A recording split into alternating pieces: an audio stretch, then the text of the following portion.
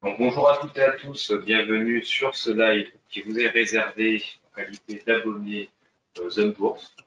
Donc, que vous ayez un abonnement Access Premium, vous avez donc accès à ce live pour mieux connaître nos services. Donc, ce mois-ci, vous avez voté en grande majorité pour le thème des notations Zone Bourse, des notations sur performance, afin de mieux connaître nos critères techniques et fondamentaux et pas que, c'est ce que nous allons voir.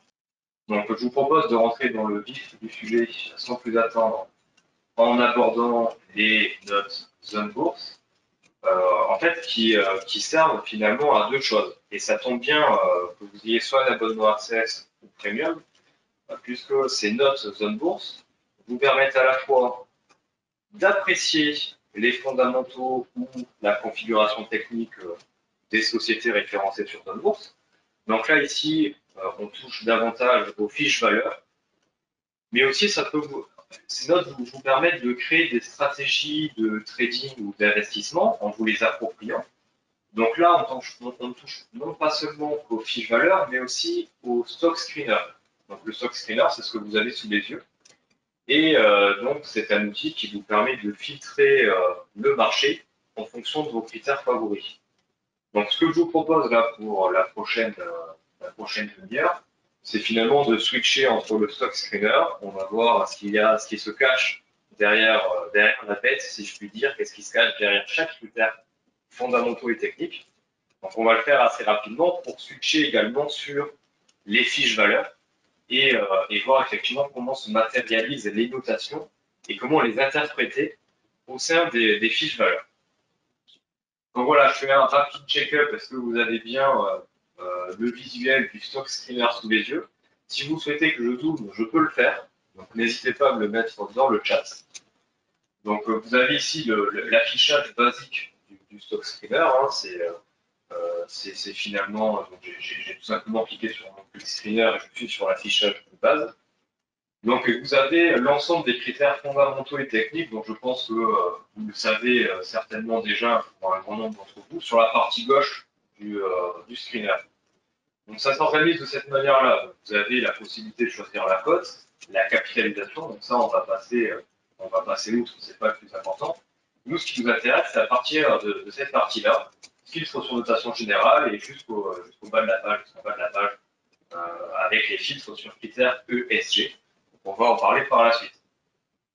Donc, pour le moment, je laisse de côté les filtres sur notation générale qui sont constitués de deux notations, les notes d'investissement et les notes trading. On va en reparler juste après. Et je vous propose de rentrer dans le bain des filtres sur notation fondamentale. Donc, certainement les notes les plus importantes du screener pour celles et ceux qui souhaitent sonder les fondamentaux des sociétés ou bien construire des stratégies qui sont axées sur les fondamentaux, un peu comme ce que nous faisons nous dans le cadre des portefeuilles zone bourse. S'il y avait une chose qu'il faut retenir effectivement de ce live, c'est que si vous avez un doute sur un seul critère, sur la définition d'un critère, n'hésitez pas à passer la souris sur le dit critère, sur la dite note, pour voir ce qui se cache derrière chaque critère. En général, c'est assez simplissime. Hein. On ne cherche pas à midi à 14 heures. Les définitions sont assez simples et c'est pour cela que c'est assez intuitif de vous les approprier. Donc, par exemple, pour la note croissance, on va tout simplement chercher, étudier la dynamique du chiffre d'affaires de la société dans le passé et sur les estimations des bureaux d'analyse pour les prochains exercices. Et concrètement, plus le delta de chiffre d'affaires est important, meilleure sera la note, et inversement, plus ce delta sera faible, moins bonne sera la note. Et j'ai oublié de vous préciser, chaque note zone bourse est comprise entre 0 et 100. Plus on approche de 100, eh c'est comme un 20 sur 20, c'est une très bonne note. Et inversement, plus on tend vers 0, moins bonne sera la note. Donc là, concrètement, pour le cas de la croissance, on prend l'évolution du chiffre d'affaires de la société, dans le passé, actuellement, et ce qui est prévu à l'avenir.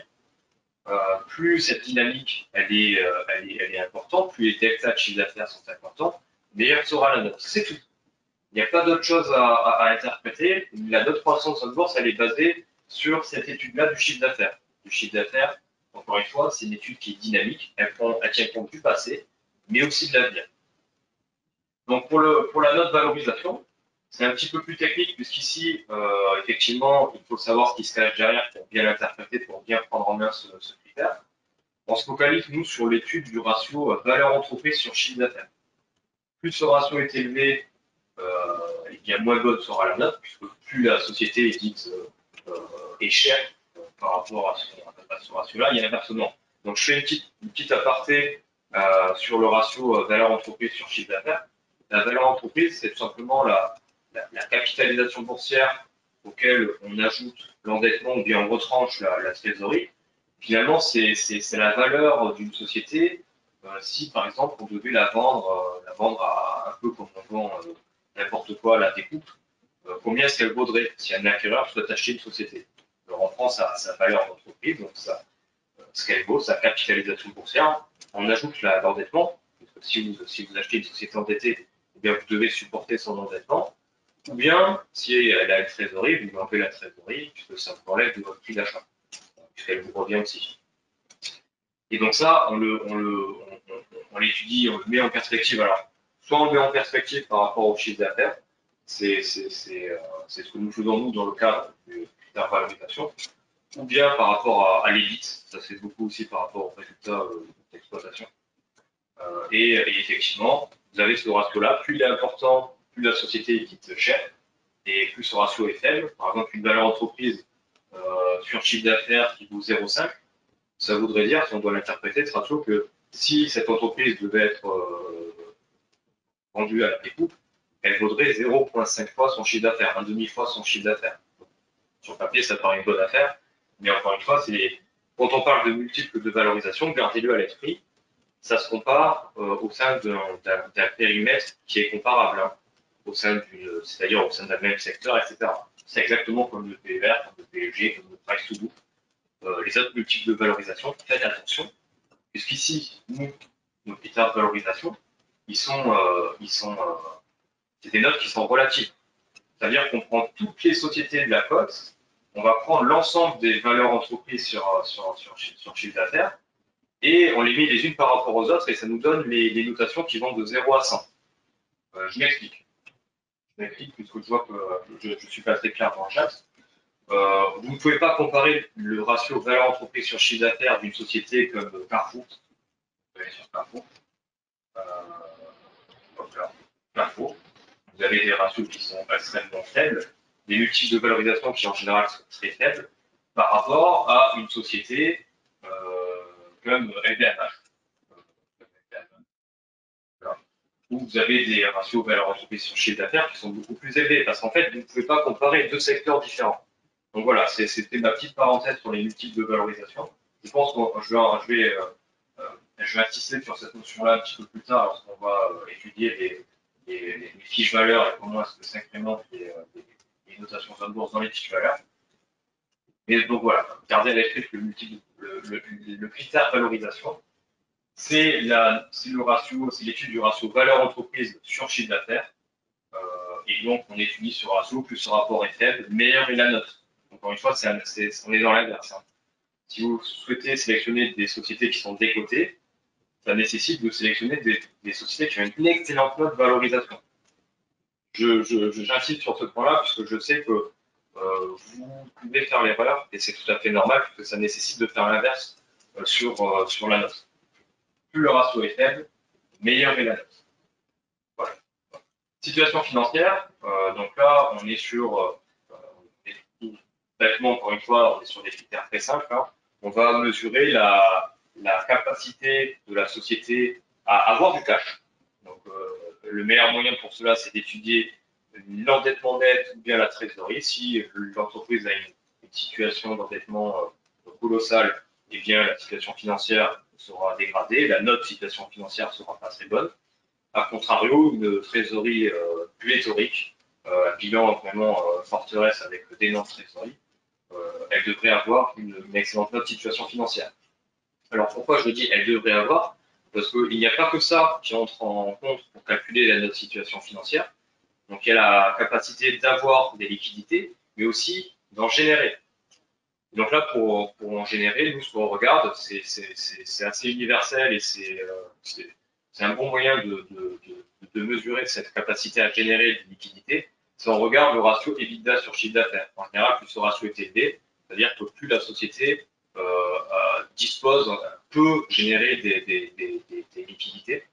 Il n'y a pas de fuite vers le bas du compte de résultat où tout disparaît en dessous du chiffre d'affaires jusqu'au résultat net où il ne reste plus grand-chose. Là, si l'EBIT est déjà très important, ça nous donne un bon indicateur sur la capacité de la société à générer de la liquidité. Donc c'est pour ça que sur la définition, on ne prend pas en compte que l'endettement ou la trésorerie, mais aussi l'EBITDA. Donc voilà pour la situation financière. Donc la notation rentabilité, on devrait plutôt renommer profitabilité, puisque ce serait plus vrai finalement. On tient compte finalement très bêtement de la dynamique de la marge nette. Donc la marge nette, un résultat net sur chiffre d'affaires. Et donc plus cette marge nette est importante, et encore une fois, c'est une analyse qui est dynamique, elle prend en compte plusieurs exercices par le passé et à l'avenir. Donc plus cette marge est importante, meilleure est la note. Et encore une fois, ça dépend des secteurs. Je reprends la comparaison de Carrefour à LVMH. Bon, je mets ma main à couper que Carrefour aura une note rentabilité qui sera très mauvaise, mais parce que c'est intrinsèque à son secteur, faites attention à ça. Par rapport à du LVMH, du secteur du luxe, où vous avez des taux de marge nette qui sont beaucoup plus importants par rapport à la grande distribution. J'insiste encore une fois là-dessus, ces notes sont relatives. On mesure on compare toutes les sociétés de la cote les unes par rapport aux autres, peu importe le secteur. Donc ensuite, on va arriver sur les critères qui sont un petit peu plus durs à interpréter, donc je vais peut-être y passer un petit peu plus de temps. Donc les notes publication, donc c'est tout simplement la capacité de la société à bien publier par rapport à ce qui est attendu, par rapport au consensus. Donc là, je vais me mettre, par exemple, j'ai parlé beaucoup de LVMH, et je vais vous montrer comment ça se traduit concrètement. Sur l'onglet agenda des fiches valeurs, vous avez des données qui sont extrêmement intéressantes sur l'historique des publications de LVMH, là, puisqu'on est sur sa fiche valeur, que ce soit un rythme annuel ou un rythme trimestriel. Et en fait, la notation publication, elle va dépendre de l'écart de ce qu'a publié la société par rapport aux prévisions du consensus constitué par les bureaux d'analystes qui couvrent la société. Et donc, en fonction de cet écart, donc on mesure cet écart par rapport au chiffre d'affaires, par rapport à ce qu'elle a publié concernant le résultat opérationnel, résultat d'exploitation, résultat net, etc., et PNA, donc l'ensemble du compte de résultat. Donc, par rapport à ces pourcentages-là, eh bien, on est capable de calculer la note publication de LVMH. Donc là, si je vais sur l'onglet notation, on va y retourner là par la suite, parce qu'il est très intéressant. Donc vous l'avez, une publication, ça doit être en visibilité, qualité des publications. Voilà, qualité des publications. Donc LVMH a une note de 53 sur 100. Donc c'est pas une bonne note, mais c'est pas pour autant une mauvaise note. Et en fait, c'est expliqué par le fait que, certes, en 2020, elle a très bien publié au-dessus des attentes, même si elle a loupé un petit peu l'écart par rapport au chiffre d'affaires. Mais par le passé, vous voyez que c'est pas si évident. Elle a quand même souvent publié en dessous du consensus. Alors là, vous avez un double effet. Soit c'est le consensus qui est beaucoup trop optimiste, qui est beaucoup trop ambitieux, ou alors c'est LVMH qui a loupé le consensus. Donc vous avez quand même ces deux effets-là. Ça ne veut pas forcément dire que la société a loupé son exercice, hein. Mais ça vous donne une indication de ce qu'attendaient les investisseurs, de ce qu'attendait le marché. Donc voilà pour la note publication qui est résumée par l'onglet agenda. Ensuite, vous avez la visibilité. Alors, c'est certainement l'un des critères les plus importants des notes fondamentales, puisque la visibilité mesure la dispersion des prévisions des analystes sur l'évolution de l'activité. Donc encore une fois, le plus simple, c'est que je puisse switcher sur une fiche de valeur, donc on revient sur LVMH, à l'onglet révision. Donc la dispersion des prévisions des bureaux d'analyse, qu'est-ce que c'est concrètement? Sur nos fiches valeurs, nous compilons les estimations des bureaux d'analyse sur le chiffre d'affaires qu'ils s'attendent à avoir pour l'exercice en cours, mais aussi pour le prochain exercice. Et on fait exactement pareil pour le chiffre d'affaires et pour le BNA, pour le bénéfice net par action. Et en fait, ici, la note visibilité, elle est résumée à ces 4 graphiques que vous avez ici sur la droite. Donc, vous avez bénéfice net par action, exercice en cours, bénéfice net par action, exercice suivant, chiffre d'affaires, exercice en cours, et chiffre d'affaires, exercice suivant.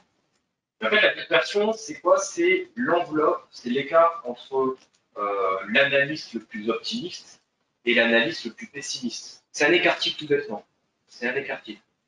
Et plus cette dispersion, elle est faible, meilleure sera la note, puisque ça veut dire que les bureaux d'analyse sont tous d'accord finalement pour prévoir l'évolution de l'activité de la société. Là, dans le cas de LVMH, pour le bénéfice net par action, pour l'exercice en cours, il est compris entre 19,43 euros et 22 euros. Donc, vous avez une valeur moyenne de 20,91 euros, donc j'espère que vous le voyez bien à l'écran.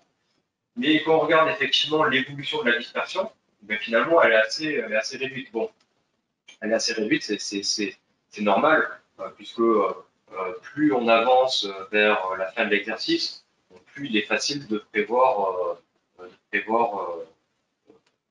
PNA ou le chiffre d'affaires de l'exercice en cours. C'est un peu plus intéressant de le regarder pour les prochains exercices. Hein. L'exercice est plus délicat. Mais retenez que plus cette dispersion est faible, meilleure sera la note. Et en général, c'est un très bon signe quand cette dispersion est faible. Pourquoi? Puisque le marché détecte l'incertitude. Si les analystes sont d'accord ensemble pour prévoir l'évolution du BNA ou du chiffre d'affaires de la société dans les prochains exercices, c'est-à-dire qu'il n'y a pas trop d'incertitude sur l'évolution du business de la société, et en général, ça c'est bon signe.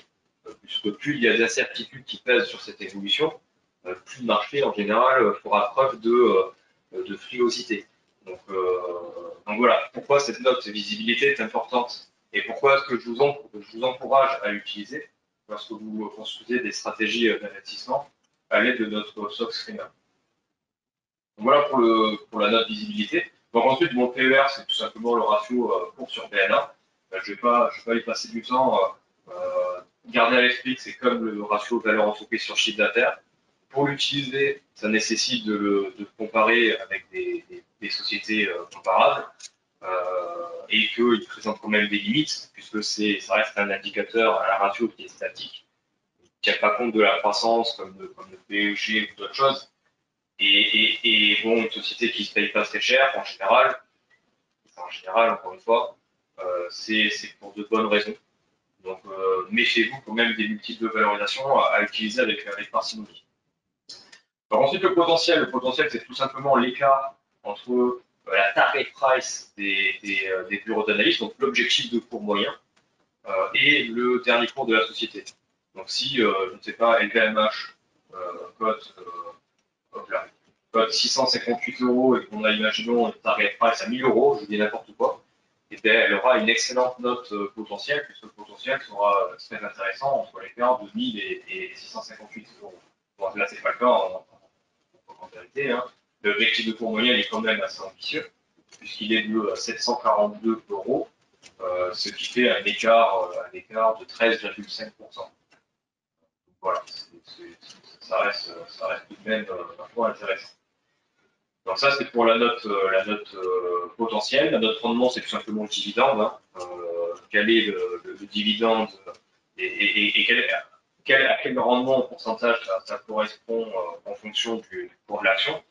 Plus ce rendement est important, meilleur sera la note rendement. Il n'y a rien de sorcier, c'est vraiment simplifié. Et le consensus, donc on est différent, on touche, c'est quand même lié au potentiel, mais on a une autre grille de lecture du consensus des marchés, des bureaux d'analystes, puisque là, on mesure quelque part la dispersion du sentiment des bureaux d'analystes sur le dit dossier. Par exemple, s'ils sont tous d'accord pour être acheteurs, eh bien la note consensus sera importante puisqu'ils sont tous d'accord pour être acheteurs.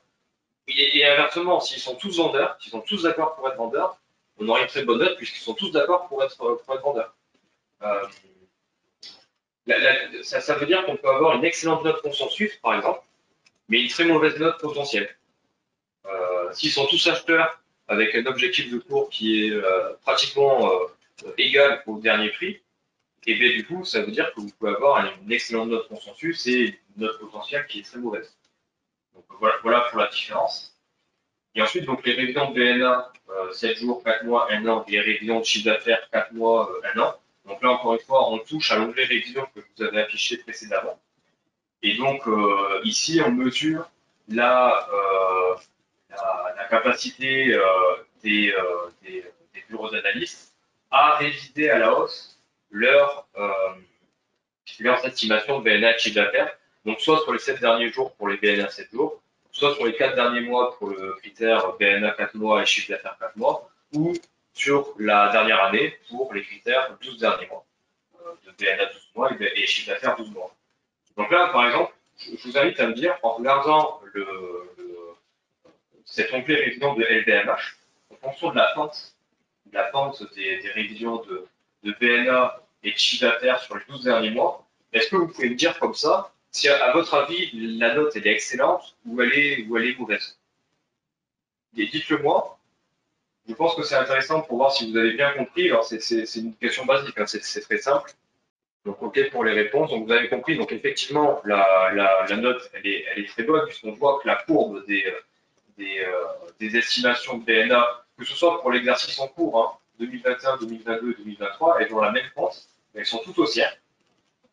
Et donc, effectivement, si je regarde dans le détail des notations, donc on est dans le cadre ici de Momentum, on voit que les révisions de chiffre d'affaires et PNA, elles sont ultra bien notées. On est sur des notations qui sont de 83, 73 sur 100, 85 sur 100, 85 sur 100, 82 sur 100. Donc on est sur des excellentes notes. Et effectivement, c'est pas surprenant. Quand on regarde à quel point les bureaux d'analystes ont révisé à la hausse sur les 4 derniers mois, voire sur les 12 derniers mois, leurs estimations à la hausse, à la fois sur le bénéfice net par action et à la fois sur le chiffre d'affaires, et ça ne s'arrête pas là, c'est sur les 3 exercices 2021, 2022, 2023, et bien effectivement, LVMH, elle est exceptionnelle si on devait étudier uniquement le critère des révisions de BNA de chiffre d'affaires. Alors, j'ai une question intéressante d'Arnaud. La visibilité devrait-elle pas être dépendante des prévisions financières communiquées par la société plutôt que de dépendre de la cohérence des anticipations des analystes? Mais en fait, l'un n'empêche pas l'autre. Les bureaux d'analyse se servent intrinsèquement, mécaniquement, des révisions, des guidances de la société. Mais ensuite, c'est à eux, et encore une fois, nous, c'est pour cela que la valeur moyenne va être importante et d'étudier cette dispersion. C'est à eux d'estimer si les guidances de la société sont trop prudentes ou trop optimistes, trop ambitieuses. Et finalement, en se basant sur le travail des bureaux d'analyse et sur la moyenne des bureaux d'analyse, euh, sur cette dispersion, on tient compte mécaniquement de ce qu'annonce la société, puisque le bureau d'analyste, il est entré là-dessus. Il est inhérent à l'analyse des communiqués de la société elle-même. Donc voilà, si j'ai pu répondre à votre question, c'est effectivement très intéressant de dire, ben, on veut regarder ce que fait la société, mais on ne peut pas avoir d'écart type dans ce cas de figure-là, d'une part, puisqu'on n'a que le point de vue de la société. Et nous, ce qui nous intéresse, c'est de savoir ce que pense le marché du tableau de bord, du cahier des charges, voilà, de la feuille de route de la société. Et encore une fois, nous, on s'intéresse à la moyenne. On s'intéresse à la moyenne et à l'analyste le plus optimiste, le plus pessimiste. Ça nous donne ce fameux écart type avec cette dispersion. Plus cette dispersion est forte, eh bien, en général, c'est mauvais signe. Et plus cette dispersion est réduite et faible, et en général, ben, c'est une très bonne note de visibilité. Et donc, et un bon signe puisqu'on enlève de l'incertitude. Donc, je vais passer par la suite. Donc là, on a passé en revue rapidement les critères fondamentaux. Donc, je vais aller un peu plus vite puisqu'il est déjà l'heure tourne. Je vois que je suis assez lent sur ça. Donc, je vais passer sur les critères techniques et ensuite, on va rapidement voir comment est-ce que ça se présente sur les notations, sur les fiches valeurs de bourse. Donc, pour les critères sur notation technique, donc ici, ce sont des critères qui sont là pour apprécier la configuration technique, donc graphique des titres. Donc, vous avez le style, le fameux indicateur style. Donc, on nous pose souvent la question sur qu'est-ce que le style. Donc, c'est un indicateur maison qui a été créé il y a quelques années par Franck Morel. qui mesure la pression acheteuse d'une société. Donc finalement, on tient compte de la volatilité, mais aussi des volumes. En fait, plus une société monte avec des volumes et avec une grande amplitude, donc de la volatilité, meilleur sera notre style. Donc, je peux vous montrer comment ça se matérialise. Hein. Si je prends ici des grandes notes Steam, 80 sur 100, sur les grandes capitalisations françaises, et je vais les ranger par ordre décroissant Steam. Donc là, on voit par exemple qu'on a Actel qui arrive en top de recherche. On a Actel. Donc comment est-ce que ça se matérialise? On voit que Actel, hier, parce que la note Steam, elle est calculée tous les jours par rapport à la séance de la veille. Donc on voit qu'hier, la note Steam, elle était très importante puisque Actel a monté assez significativement, assez apprécié de 4%, dans des volumes importants. On voit qu'ici, les volumes, ils sont de l'ordre de 40 000 titres. Je vais regarder ça sur 20 jours. Voilà, volume moyen des 20 dernières séances, c'est 40 000 titres échangés. Et donc, Athènes, hier, elle s'est appréciée de 4%. Donc, c'est pas rien par rapport aux amplitudes moyennes de la société. Donc, avec de la volatilité, avec une grande amplitude. On voit d'ailleurs la tête de la bougie hier, il y a une grande amplitude à la fois à la baisse et à la hausse. Et avec des volumes. Donc, voilà, on a les deux couples volume-volatilité qui fait que le Steam capture ça pour apprécier la pression acheteuse d'un titre en particulier. Donc, vous voyez qu'Athènes, elle sort en tête et c'est pas pour rien. Donc voici pour la présentation du critère Steam. Ensuite, vous avez donc les écarts de Bollinger. Donc pour celles et ceux qui utilisent les écarts les bandes de Bollinger, c'est un indicateur technique qui vous permet de mesurer des phases de dispersion et d'accumulation. Ce que vous pouvez savoir, c'est que plus les bandes sont resserrées, plus il y a d'accumulation et plus elles s'écartent, plus ça laisse place en général à une phase d'accélération de dispersion, que ce soit à la hausse ou à la baisse. Donc là, ici, plus vous sélectionnez des titres qui ont une très bonne note écart Bollinger, plus vous avez des phases d'accumulation. À savoir que les bandes sont assez resserrées. Écart Bollinger. Donc là, je vais vous afficher un exemple. Voilà, écart Bollinger. Donc là, vous avez par exemple Suez, Airbus, Eiffage, donc des titres qui font du surplace. Les bandes de Bollinger, je suppose, doivent être relativement resserrées. Donc sur Suez, bon, ça se voit, hein, c'est effectivement le trafic ne bouge plus et de sa situation. Donc vous avez compris l'idée. Donc si vous souhaitez sélectionner des sociétés qui sont en phase d'accumulation, eh bien, mettez le curseur sur des grandes notes écart Bollinger. Et à contrario, si vous souhaitez des actions qui ont un sens directionnel bien marqué, eh bien faites l'inverse. Mettez des très mauvaises notes écart Bollinger.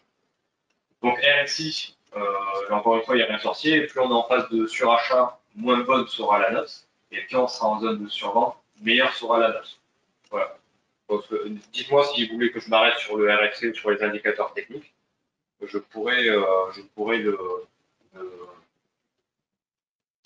faire une parenthèse là-dessus. Quid du PEG, où le trouver? Alors, on ne l'a pas encore sur notre bourse. Donc, pour vous, calculer le PEG, ça nécessite, vous avez le PER est déjà sur notre bourse. Ce que vous pouvez faire, c'est calculer en fonction de taux de croissance annuel moyen de la société. Vous le faites sur 3-5 ans, en fonction des données que vous avez sur zone bourse. Et vous divisez, en fait, vous divisez le PER par ce taux de croissance annuel moyen, et ça vous donne le PEG. Donc, on ne l'a pas effectivement sur zone bourse, pas encore. Je ne crois pas qu'il soit sur les données financières, mais on va quand même vérifier là tout à l'heure si on peut prendre un PEG. Donc, où trouver le Steam sur une fiche valeur? En général, le Steam, si je ne vous dis pas de bêtises, il se trouve sur l'onglet graphique. Ah non, il n'y est pas. Je pensais qu'il était ici, là, avec les timings. Non, il n'y est pas. Alors, ça nécessite en fait d'utiliser uniquement via Screener. Vous voyez là sur Screener, vous avez accès à la valeur des Steam Donc en le sélectionnant ici par les critères de prix, voilà, style, et vous les avez ici. Ok, donc ensuite je passe à la suite rapidement, donc les timings et tendances court terme. Donc voilà, tout ce qui est timing, CT, MT, LT, c'est la capacité des sociétés à être proche d'une résistance de court terme, moyen terme, long terme, ou d'un support à court terme, moyen terme et long terme. Je m'explique. Sur toutes les sociétés, ou sur la majorité des sociétés qui sont référencées sur zone bourse, nous calculons automatiquement les supports et les résistances. Vous savez, ce sont les fameux, si je reviens sur Alten, ce sont les fameuses lignes vertes et rouges que vous avez ici. Euh, et donc, on vous calcule automatiquement ces supports, et en fonction de l'écart du dernier cours avec l'un de ces supports ou l'une de ces résistances, on attribue une note timing court terme, moyen terme, long terme, sachant que court terme c'est 3 mois, moyen terme c'est 6 mois, et long terme c'est 9 mois. Donc là, par exemple, dans le cas d'Alten, si je vais sur son graphique, on voit que le timing court terme, moyen terme et long terme, il est assez dégradé. Alors c'est normal. C'est normal puisque là, on s'est écarté des supports de court terme et long terme pour s'approcher des résistances à court terme et moyen terme. C'est pour ça que notre timing court terme, elle est mauvaise par rapport au timing moyen long terme. Euh, Après, bon, est-ce que c'est une mauvaise chose? Si vous souhaitez absolument payer une action sur support, effectivement, ça va vous être utile pour immédiatement isoler une plage d'action qui évolue à proximité de notre support. Si à contrario, vous êtes plus un suiveur de tendance et que vous jouez les captures de résistance, eh bien, vous, c'est l'inverse qui va vous intéresser. Vous allez prendre votre screener et vous allez jouer l'inverse. Vous allez jouer des sociétés qui évoluent à proximité d'une résistance. Et si vous faites du suivi de tendance, eh bien, qui ont des tendances de court terme, moyen long terme haussières. Donc ici, pour les tendances court terme, moyen long terme, donc on est toujours à 3, 6, 9 mois et c'est en fonction de l'évolution des moyennes mobiles sur ces échéances-là, sur ces périodes-là. Donc rien de sorcier. Donc voilà pour les principaux critères, les autres sont un peu moins intéressants à mon sens, mis à part les volumes anormaux qui peuvent être assez intéressants pour voir où il y a de l'action. Donc ici, on va aller isoler les actions dont les volumes d'échange de la dernière séance se sont écartés de la moyenne. Euh, donc voilà, si en général il s'échange 100 000 titres sur les 20 dernières séances et que tout d'un coup il s'échange 500 000 titres, donc 5 fois supérieur à la moyenne, eh bien la société aura une excellente note volume anormal. Donc voilà. Pour les notes ESG, je vais rapidement passer dessus puisque je vois qu'on n'a plus beaucoup de temps. Dans tous les cas, alors ces notes-là ne sont pas calculées par zone bourse directement, elles nous sont fournies par Refinitiv. Donc il les calcule sur différents domaines, environnement, social, gouvernance et polémique, donc controverse. Et en fait, donc, ce qu'il faut savoir, c'est que le ESG Refinitiv, donc ça c'est une note synthétique, qui fait la moyenne de environnement, social, gouvernance et controverse. Et chaque critère fait la moyenne de sous-critères. Donc environnement, c'est une moyenne d'émission, innovation, utilisation des ressources. Encore une fois, c'est très clair, l'explication de ce qui se cache derrière chaque filtre est très claire, donc c'est pour cela que je ne vais pas passer là-dessus. Vous pouvez lire encore une fois en passant votre souris sur chaque critère. Donc voilà pour les filtres ESG. Donc on parle des indicateurs AR et Trend Following. Est-ce qu'ils seront disponibles par la suite? Alors, pour être honnête avec vous, c'est en phase de test. Montrer juste après. Je vous montre. Faites-moi rappeler si j'oublie par la suite. On va parler des nouveaux indicateurs par la suite lors de la session questions-réponses. On en parle par la suite. Je passe rapidement aux fiches valeurs. Donc, je voulais parler de comment est-ce que se matérialisent les notations au sein des fiches valeurs, puisque là, on a beaucoup parlé du stock screener avec nos notations, mais c'est uniquement quelque part destiné aux abonnés premium. Donc, c'est ceux qui ont un abonnement premium. Vous pouvez prendre en main ces critères-là pour construire des stratégies d'investissement avec des valeurs qui matchent vos critères. Si vous souhaitez faire un exemple par la suite, on en fera un. Voilà, si vous êtes motivé, vous pouvez toujours faire un exemple par la suite, il n'y a pas de problème. Pour les abonnés Access et même pour les premiums, comment est-ce que ça se matérialise au sein des fiches valeurs? Puisque je vous ai dit que les notations zone bourse, elles vous permettent de créer des stratégies, mais elles vous permettent aussi de sonder, d'apprécier les fondamentaux d'une société en un seul coup d'œil. Donc pour cela, lorsque vous allez sur une fiche de valeur zone bourse, vous pouvez directement aller dans l'onglet notation, qui reprend finalement l'ensemble des notations de la société. Ils sont même un peu mieux détaillés. Vous voyez sur le côté croissance, ici on va vous faire une estimation de la note pour la croissance des revenus, donc le chiffre d'affaires, mais aussi du bénéfice.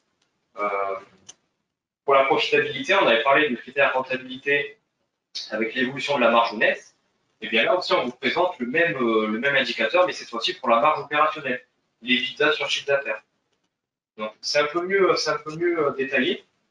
Donc vous avez d'autres multiples de valorisation. Vous n'avez non pas que le PER et le valeur entreprise sur chiffre d'affaires. Vous avez aussi le price to book, le price to free cash flow, qui sont finalement